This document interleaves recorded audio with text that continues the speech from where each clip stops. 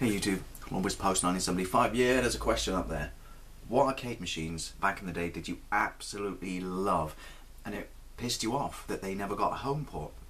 I mean, you really did love them, and for whatever reason they just never got ported to any system, or all the systems that were available at home at the time. This question is inspired by something that happened earlier on today. Right, I worked last night instead of tonight, so the point being that I had to go somewhere today. I had to tear down the motorway for an hour and a half to pick up something that I ordered. I won't bore you with the details, nothing exciting. It's a spare wheel. Told you it wasn't exciting. And on the way back I got hungry, and when you get hungry on the sort of motorway you're kind of screwed, aren't you, because you got the services. That's it, nothing else. And they know this, which is why they know they've got you by the balls. Yeah, so I thought, oh, I hate the services for one of three reasons. One, their petrol is so fleece your pants expensive. It's like 10 to 12p more expensive than the station down the road.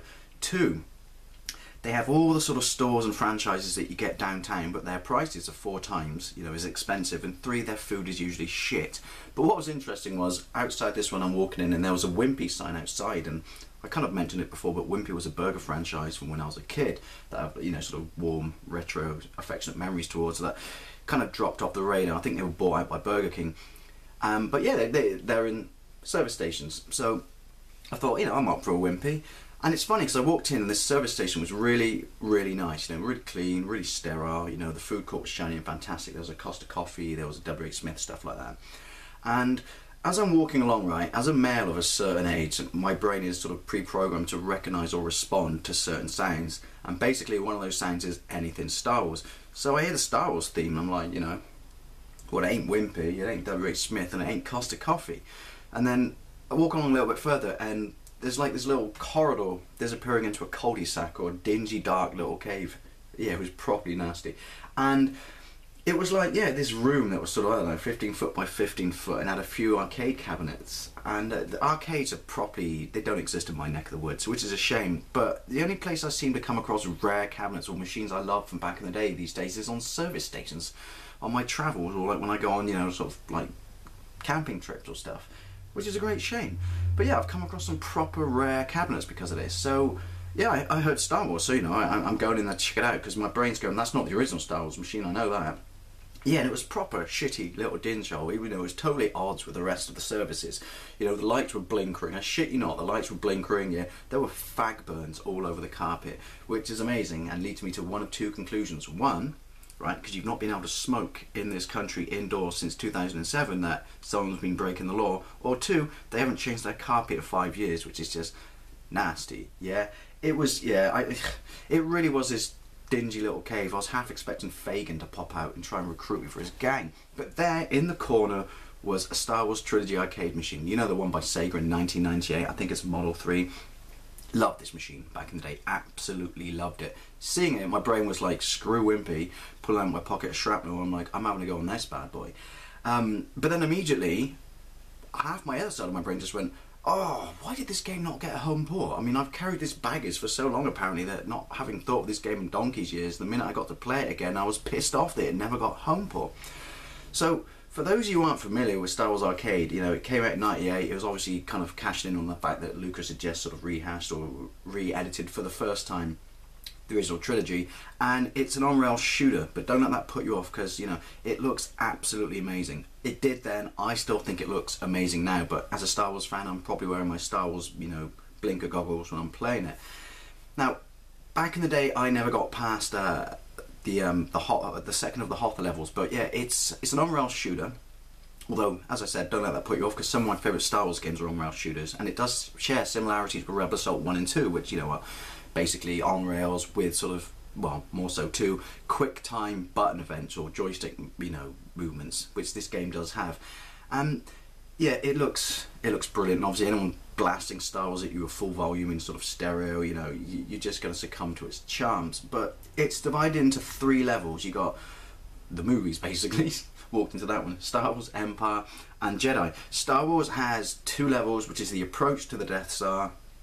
And as I said, on rails, basically just controlling like a crosshair, but it looks amazing. I keep saying that, don't I?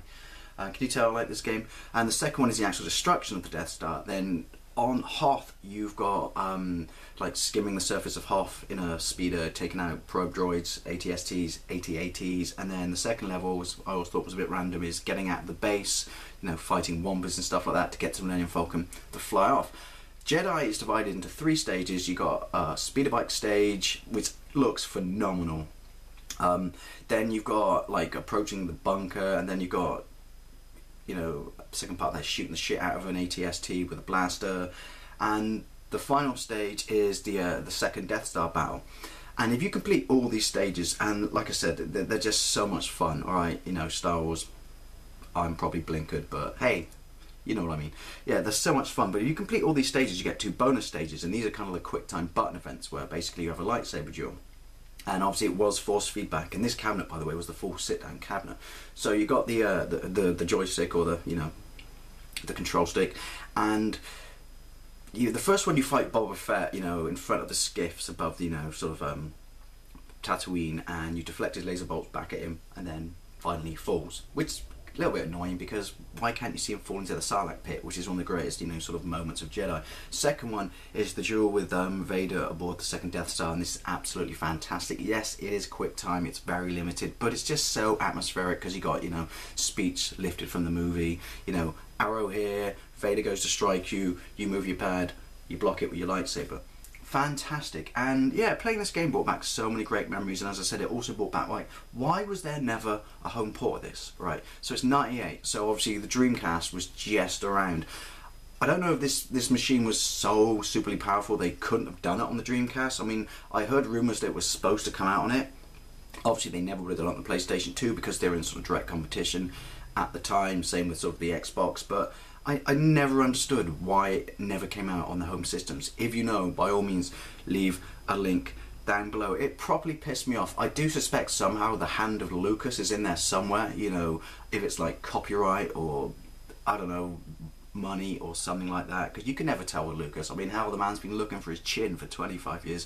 But yeah, to this day, it's annoyed me that there is no home port. And I would still love one now, you know. I'd even download it through Xbox Live. I would prefer a solid state copy, but, you know, I'll happily get it for Xbox Live. I definitely think there is still sort of a market for this game. I mean, alright, more so than others, because it's Star Wars, the license or the franchise carries such a weight that they probably sell, you know, shitloads. But yeah, I don't know why there wasn't a home port, and it really, really annoys me. So yeah, I thought it was quite interesting. Brings me to the question, which is, was there ever a home game, you know, sorry, was there ever an arcade game that never got a home port that you really loved, you know?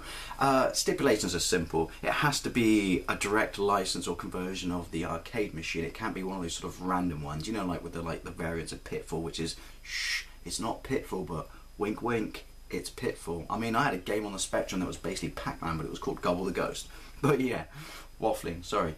Was there ever a game in the arcades that never got a home conversion that you loved and, you know, you always wanted and you never understood why?